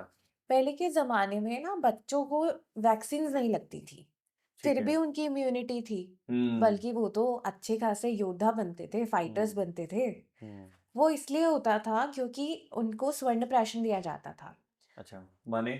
माने स्वर्ण प्राशन एक मेडिसिन है जिसमें स्वर्ण भस्म होती है, हम्म। उसके अलावा घृत होता है, हम्म। उसके अलावा शहद होता है। ये ठीक है। तीनों की कॉम्बिनेशन में एक मेडिसिन दी जाती है जो बच्चे को पैदा होते के साथ ही चटाई जाती है। अच्छा। ऐसा बोला जाता है कि अगर स्वर्ण प्राशन लगातार 1 महीने तक करा जाए, हम्म। तो बच्चा मेधावी यानी इंटेलिजेंट बनता है। ठीक है। सेकंड, इम्यूनिटी उसकी बहुत ज़्यादा स्ट्रांग हो जाती है। अच्छा। और अगर लगातार स्वर्ण प्राशन 6 महीने तक करा जाए, तो बच्चा श्रुतधर बनता है। मतलब आपने बोला and he will grab it. अच्छा। इतना इंटेलिजेंट। अच्छा। तो दिस इज व्हाट स्वर्ण प्राशन डज। हम्म। स्वर्ण भस्म है उसमें, तो स्वर्ण भस्म के अपने कुछ गुण होते हैं। अच्छा। एक वो अग्नि मेंटेन करता है। ठीक अग्नि है, मीन्स फायर। मेटाबॉलिज्म। हम्म। आपका डाइजेशन अच्छा होगा, आपकी ग्रोथ अच्छी होगी, सब कुछ। ठीक है। आपकी आयु बढ़ाता है वो। अच्छा। ठीक ठीक है। है। थर्ड इज आपका वर्ण अच्छा करता है, स्किन में हम्म। आपका कॉम्प्लेक्शन अच्छा होगा, कोई स्किन डिजीज नहीं होगी। हम्म। एंड फोर्थ इज कि वो आपका बल बढ़ाता है, ताकत। ताकत। हम्म। तो वो बच्चे को जब 6 महीने पैदा होने के बाद दिया जाता है ना, तो ऐसा नोटिस किया गया है हम्म। कि उनके जो माइलस्टोन्स है, बच्चों के माइलस्टोन्स होते हैं कि वो इतने मंथ में करवट लेते हैं, बिल्कुल, इतने मंथ में उठ के बिल्कुल। बैठते हैं, इतने मंथ में बिना सहारे के बैठेंगे, हम्म। वो माइलस्टोन्स जल्दी अचीव हो जाते हैं। अच्छा। लेट्स सी, एक बच्चे को स्वर्ण प्राशन दे रहे हो, एक बच्चे को नहीं दे रहे हो। हम्म। एक बच्चा 1 महीने में करवट बदलता है, हम्म। और जिसको स्वर्ण प्राशन दिया वो हो सकता है 20 डेज में करवट लेने लग जाए। अच्छा। मतलब ओके। माइलस्टोन्स जल्दी होते ओके। हैं। ओके। उनकी इम्यूनिटी अच्छी होती है। एक हम्म। बच्चे को हो सकता है बचपन में जनरली रेस्पिरेटरी डिजीजेस बच्चों में ज़्यादा होती होते हैं, हैं, होती जुकाम हैं। वगैरह, क्योंकि वो कफ का काल होता है, बच्चे हम्म। कफ होते हैं, कफज होते हैं। तो उस टाइम पे एक बच्चे को जिसमें आपने स्वर्ण प्राशन दिया है, उसको आपको ये चीज़ें नहीं देखने को मिलेंगी। उसकी इम्यूनिटी अच्छी होगी। लेकिन दूसरे बच्चे में वो आपको मिल सकती है। Got it, got it. In fact एक और संहिता है अष्टांग हृदय नाम से, ओके। जिसमें स्वर्ण प्राशन में घी, शहद, स्वर्ण भस्म के अलावा कुछ वचा, जटामांसी ऐसी मेडिसिन ऐड करी गई है जिससे बेबी का ब्रेन डेवलप होता है। तो अच्छा। आईक्यू भी उन बच्चों का अच्छा देखा गया है। अच्छा। अच्छा। हम्म। ये आजकल चलता है, वैसे लोग करवाते हैं ये चीज? अभी धीरे धीरे ट्रेंड में आ रहा है। अच्छा। आई मेक श्योर कि मेरे आसपास इतने बच्चे हैं, उनका मैं करवा दूँ। हम्म। I definitely make sure, but अभी मैंने देखा है it is like trending these days. नहीं, बट ऐसे लोग जो जिनको आयुर्वेदा की नॉलेज ही कम है, मुझे तो पता ही नहीं थी ये सारी चीजें, तो वो सब भी मतलब ये कोई हॉस्पिटल वगैरह प्रोवाइड करती हैं ये चीजें? यही कमी है कि हॉस्पिटल्स नहीं प्रोवाइड करते, और अच्छा। छोटे बच्चे को लेकर के आयुर्वेदिक हॉस्पिटल में जनरली कोई जाता नहीं है। हम्म। तो ये नॉलेज उन लोगों को ज़्यादा है जो लोग इनफर्टिलिटी का ट्रीटमेंट हमसे ले रहे हों, अच्छा। या जो लोग कभी ना कभी हमसे टकराए हो। हम्म। तो हम मेक श्योर करते हैं, मैं अपनी क्लिनिक पे फ्री स्वर्ण प्राशन कैंप रखती हूँ। अच्छा। पुष्य नक्षत्र वाले दिन होता है। पुष्य नक्षत्र एक हाँ, बेसिकली एक मुहूर्त नक्षत्र। होता है जिसमें बिल्कुल। बेबी का स्वर्ण प्राशन में का बहुत अच्छा रिजल्ट आता है। हम्म। तो उस दिन मैं अपने क्लिनिक पे फ्री स्वर्ण प्राशन कैंप रखती हूँ। हम्म। तो उससे थोड़े थोड़े लोग अवेयर होते हैं, एक से दूसरे को भी। आई मेक श्योर कि एक नोटिस बोर्ड पे एक ऐसा पोस्टर लगा रहता है स्वर्ण प्राशन का, अच्छा। ताकि कोई क्लिनिक पे विजिट भी कर रहा है तो वो देख करके जाएगा। Hmm. So that is what I do on my behalf. अब आपके पॉडकास्ट से और लोगों को पता बिल्कुल, चलेगा। बिल्कुल, मुझे तो लगता है ऐसे और पॉडकास्ट आने ही चाहिए regularly for definitely. You are for doing a very information. Good job. तो आप एस्ट्रोलॉजी भी देखते हैं? नहीं। नहीं, तो नहीं, आपने पुष्य नक्षत्र बोला, मैंने कहा ये शायद। हमारे शास्त्रों में लिखा गया है अच्छा, कि अच्छा, कि इस इस। दिन स्वर्ण प्राशन करते हैं तो उसका रिजल्ट बहुत अच्छा आता है। अच्छा। उस दिन तो करा ही करा जाता है स्वर्ण प्राशन। Got it. ये पूरा गर्भ संस्कार, स्वर्ण प्राशन, ये सब इंटर रिलेटेड ही है मुझे लग रहा है, यस, इट या इज उसका पार्ट लग रहा है मुझे, गर्भ संस्कार करने में एक पार्ट स्वर्ण प्राशन। स्वर्ण यस। प्राशन हो गया। यस। तो ये किस एज से किस एज तक होता है स्वर्ण प्राशन? आप 11 ईयर्स तक अपने बच्चों को 6 मंथ लगातार स्वर्ण प्राशन दे सकते हो। डेफिनेटली डोज डिफर हो जाएगी, छोटे बच्चों में 1 ड्रॉप दिया जाता है, उससे बड़ों में 3, उससे बड़ों में 5। तो 6 अच्छा, महीने आप 11 साल तक के बच्चों को, बेसिकली 11 साल तक बेबी का ब्रेन डेवलप हो रहा होता है ना, ठीक तब है। तक हम कर सकते हैं। नहीं तब तक कितना इम्पोर्टेंट, आई थिंक सबसे इम्पोर्टेंट सबसे अर्ली एज में जब बच्चा 1-2 महीने करेक्ट। का है। बोला तो जाता है कि आप बच्चे के पैदा होते ही उसको स्वर्णप्राशन चटा देना चाहिए।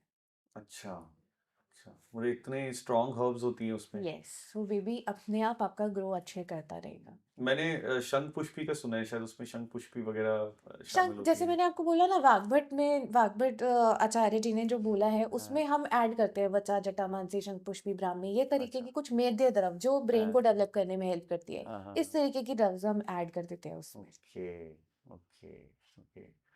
एंड पोस्ट निटल केयर में हम्म। ये हो गया। इसके बाद हम क्या-क्या चीज़ें और देखते हैं, या फिर ये सब स्वर्ण प्राशन का ही पार्ट होता है? स्वर्णप्राशन बेबी के लिए हो गया। अच्छा। In fact I would like to share an example. मेरी एक पेशेंट थी, उनके बेबी में अर्ली सिम्टम्स ऑफ ऑटिज्म थे। अच्छा। With Swarnaprashan baby has improved so much, उसकी हुँ, कॉग्निटिव स्किल्स इतनी ज़्यादा इम्प्रूव हुई हैं। हुँ, ना ना ना अब उसे थेरेपी की ज़रूरत है, इसलिए he is growing, he is connecting hmm, with other children. Hmm, तो डेफिनेटली स्वर्ण का बहुत अच्छा रोल है। हुँ, अब अगर हम बात करें other than that, postnatal care में हमें मदर की केयर सबसे ज़्यादा करनी होती है, right. Because she has lost a lot of her body um, nutrients and everything to her child. Right. तो हमें माँ का ध्यान सबसे ज़्यादा रखना होता है। अच्छा, इस समय में माँ को सबसे ज़्यादा जो दोष इन्वॉल्व होता है वो होता है वात, मतलब हमें वात से, उसकी वायु से उसकी रक्षा करनी पड़ती है। अच्छा, ठीक है। आयुर्वेदा में तो एक ऐसा रूम बनाने का पूरा वो है कि आपको कैसा एक रूम होना चाहिए प्रसूति स्त्री का, मतलब जिसने अभी डिलीवरी करी है उसका रूम ही अलग होना चाहिए, हुँ, जिसमें कोई ऐसी विंडो नहीं होनी चाहिए जहाँ से डायरेक्ट हवा आए। अच्छा। क्योंकि इस टाइम पे सबसे ज़्यादा ही वायु होती है, हवा जो होती है वो फीमेल को इम्पैक्ट करती है। हुँ, तभी उस टाइम पे जो केयर कर दी, वो फीमेल को आगे लंबे समय तक हेल्प करेगी। Got it, got it, otherwise उसे, गॉट इट। उसकी बॉडी में कैल्शियम की कमी हो सकती है, उसको बैक एक स्टार्ट हो सकता है, उसको जॉइंट एक स्टार्ट हो सकता है, उसको अच्छा। कोई भी बीमारी स्टार्ट हो सकती है। हुँ, वही एक टाइम है जब उसका यूट्रस, जो यूट्रस नॉर्मली एक मुट्ठी जितने साइज का है, वो हुँ, एक पूरे बेबी को होल्ड करता है, उसे हुँ, वापस अपनी शेप में आना चाहिए। हुँ, तो उस समय ही उसके यूट्रस को स्ट्रेंथ प्रोवाइड करने वाली मेडिसिन्स दी जाती है। ओके, फुल बॉडी अभ्यंग करा जाता है ताकि वायु, जो मैंने बोला था, वायु से उसकी रक्षा हो सके। ठीक है। ठीक है? इसके अलावा सिंस उसने एक पूरा बेबी डिलीवर किया है, हुँ, हुँ, तो बहुत सारे इंस्ट्रूमेंट्स, किसी का हाथ, कितनी सारी चीज़ें उसके वजाइना से टच हुई है, उसकी हुँ, यूट्रस से टच हुई है। उस डिसइन्फेक्शन, यस, तो ओके। उस टाइम पे उसको वजाइनल इन्फेक्शन या यूटेराइन हुँ, इन्फेक्शंस या पेल्विक इन्फेक्शन होने के चांसेस बढ़ इंक्रीज़ हो जाते जाते हैं। हैं। हुँ, तो उस टाइम पे उसका भी ध्यान रखना होगा। Okay. Plus she will be lactating, वो हुँ, ब्रेस्ट मिल्क भी फीड कर रही है बेबी राइट। को। तो उसका ब्रेस्ट मिल्क अच्छा बने, हुँ, प्रॉपर वॉल्यूम में बने, हुँ, उस सब के लिए भी उसका ध्यान रखना पड़ेगा, उसकी डाइट, उसका सब कुछ ध्यान रखना पड़ेगा। Right, right, right, right, right. उसके अलावा उसकी अपनी बॉडी में वीकनेस नहीं हो, हुँ, उसका भी ध्यान रखना पड़ेगा।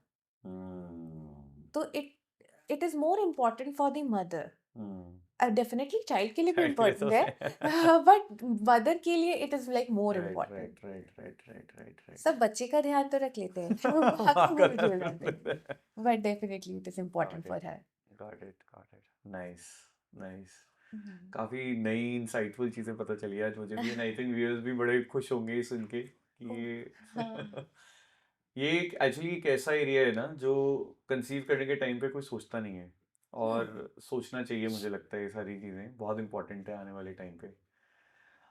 जो मुझे एलोपैथी का पता चला है कि आजकल सी सेक्शन बहुत बढ़ गए हैं। हम्म। तो is that a problem also, या फिर is definitely it is a problem. Normal delivery एक पूरा, प्रेगनेंसी एक 9 मंथ की जर्नी है, हम्म, उसका रिजल्ट है डिलीवरी। हम्म, तो अगर आपने जर्नी में कोई गड़बड़ कर दी, it hmm, there are high chances कि आपका सिजेरियन होगा।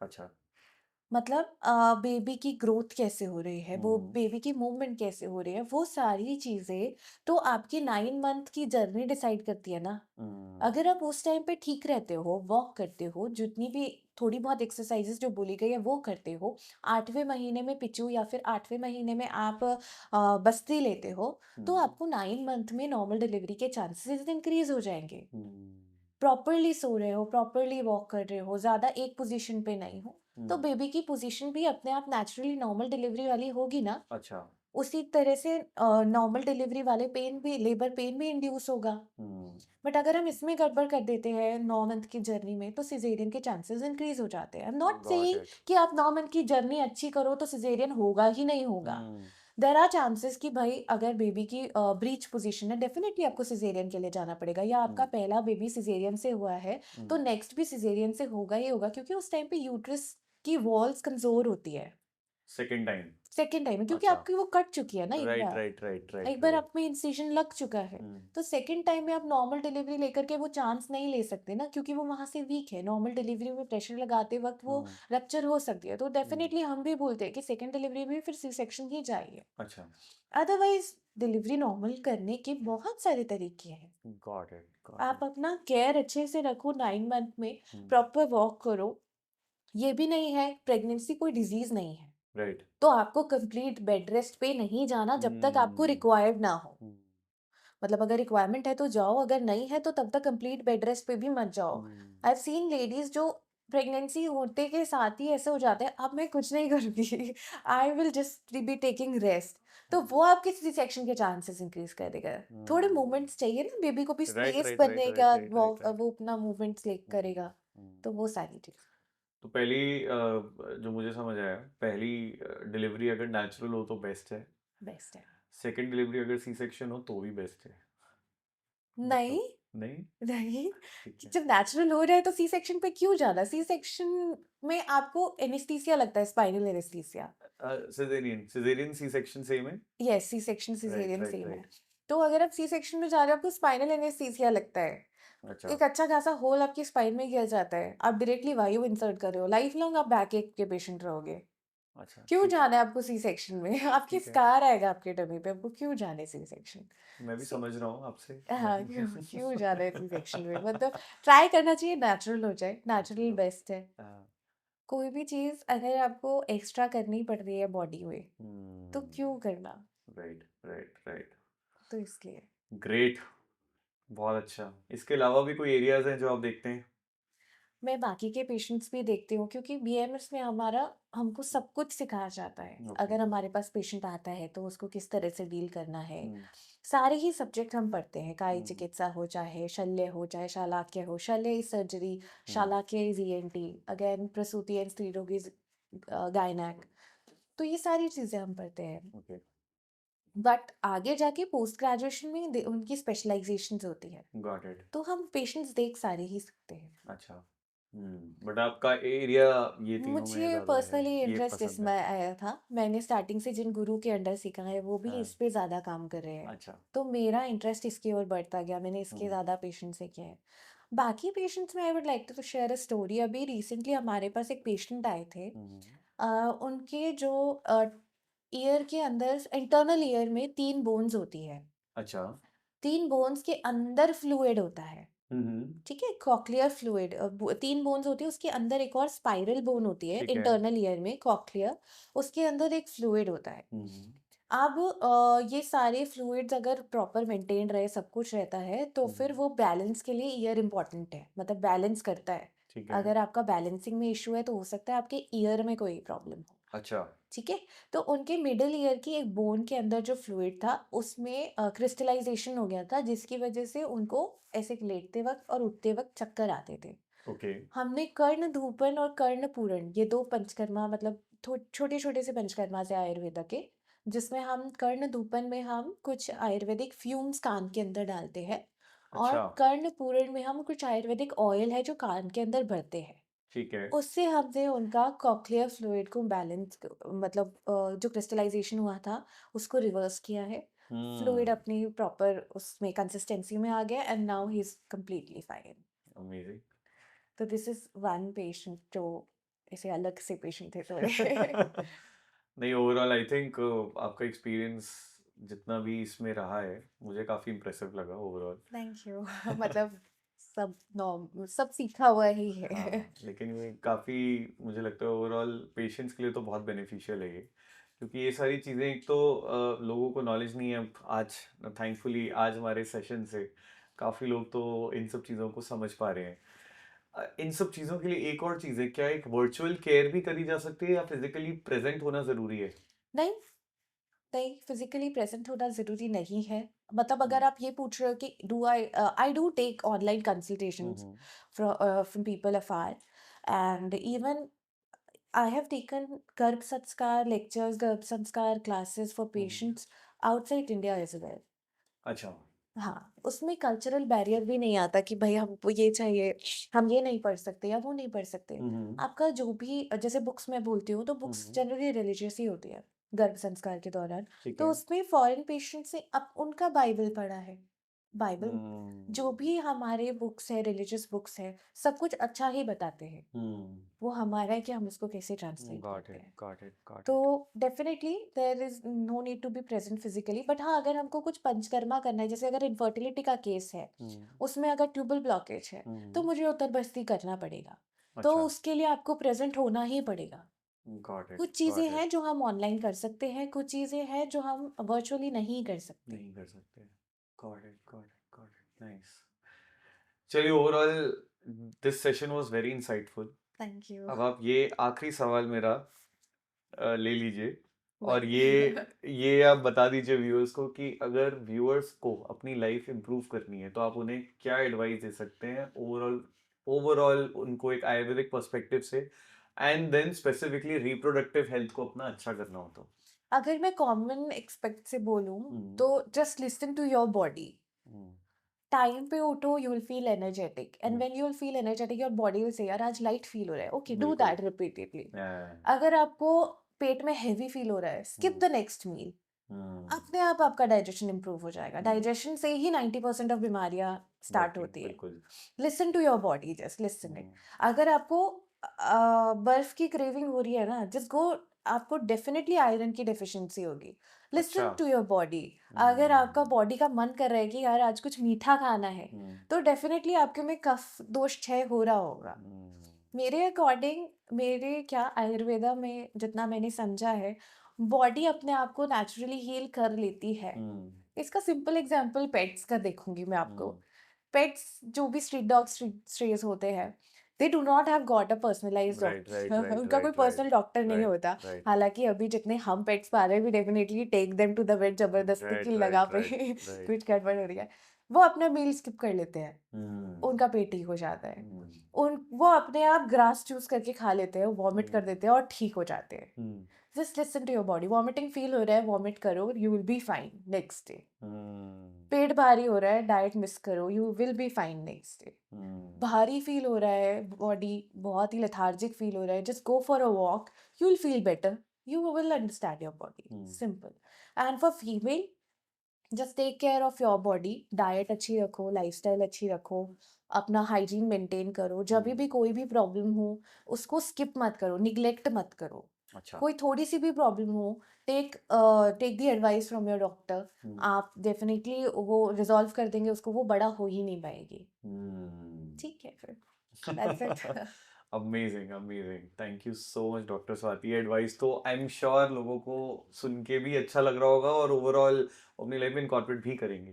Thank you. But overall this session was fantastic, thank you so and much. मुझे भी बहुत कुछ सीखने को मिला। आई एम श्योर व्यूअर्स तो बहुत सारी इन्फॉर्मेशन लेंगे। Thank you. Thank you so much for being here, thank you. Thank you for inviting me.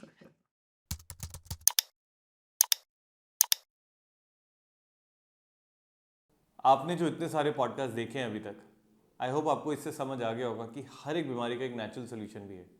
इसीलिए इन सारी टिप्स को जो डॉक्टर बता रहे हैं उनको अपनी डेली लाइफ में इस्तेमाल ज़रूर करें। और अगर आप इनसे कंसल्टेशन लेना चाहते हैं तो आप वैदिक रूट्स पे ले सकते हैं। साथ ही अगर आपको हमारा वीडियो अच्छा लगा तो इस वीडियो को लाइक ज़रूर करें, कमेंट करें, शेयर करें और हमारे चैनल को सब्सक्राइब ज़रूर करें, क्योंकि आपका सब्सक्रिप्शन हमारे लिए बहुत बड़ा मोटिवेशन है। Thank you so much.